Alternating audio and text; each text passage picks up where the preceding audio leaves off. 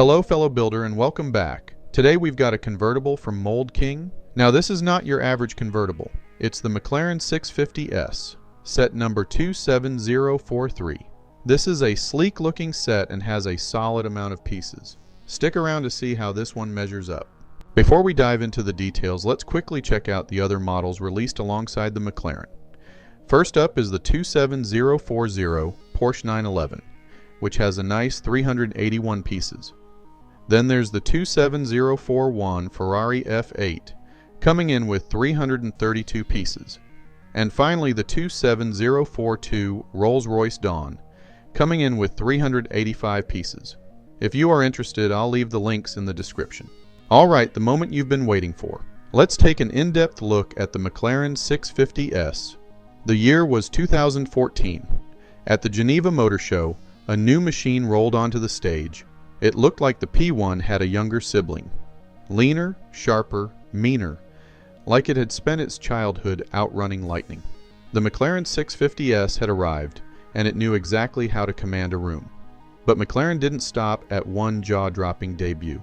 A month later, the 650S touched down in New York City, gliding like it was in slow motion. Of course, a car this dramatic never shows up without a dramatic price tag. The Spider strutted in at $352,000, while the coupe, if you squinted, could be called a bargain at $282,000. And if the 650S looked fast, the coupe could scream all the way to 207 miles per hour, and the roofless Spider still hit 204 miles per hour. This wasn't the kind of speed where you say, "Wow, that's quick." This speed could cause whiplash. The madness came from right behind the driver's head. McLaren's M838T, a 3.8-liter twin-turbo V8 with 641 horsepower and 500 pound-feet of torque. McLaren politely claimed 0 to 60 in 3.0 seconds. Testers grinned and clocked 2.9. It hit 124 miles per hour in 8.4 seconds.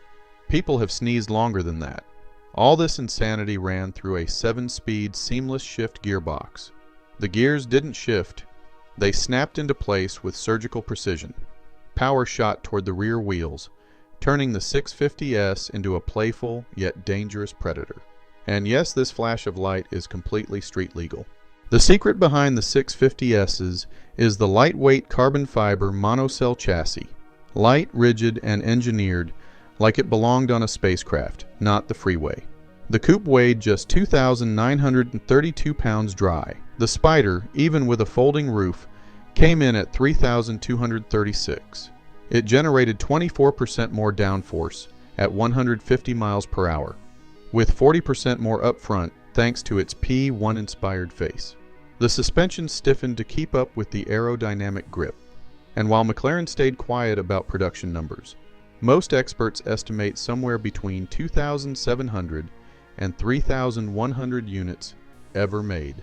Some versions were unbelievably rare, like the 650S Can-Am, just 50 in existence. Spotting one in the wild is like spotting a unicorn. Speed is intoxicating, but stopping is survival. And the 650S treated braking like a superpower. Carbon ceramic brakes, ventilated discs, and the iconic air brake that popped up behind the car like a superhero cape catching the wind. Every line of the 650S was sculpted with purpose. More downforce, better cooling, greater stability. This machine was built by people who love driving.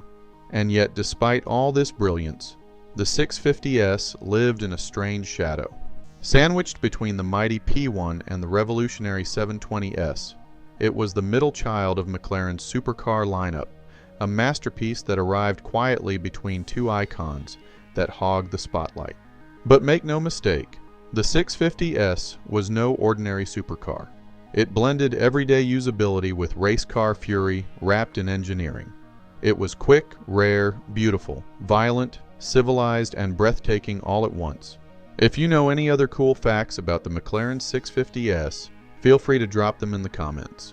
Before we get into the review, if you're enjoying this video and want to support the channel, please take a moment to hit the like button. It really helps the algorithm get this video to other passionate builders. Now let's see how the dimensions stack up against a LEGO Speed Champion and a Rio brick set. Now the big question, does Lego Rick fit inside the McLaren 650S? He sure does, and he looks good too. Now let's dive into their presentation. Right from the start, Mould King absolutely nailed it. Not only did they deliver, they set a whole new bar with their signature display case. How about the box?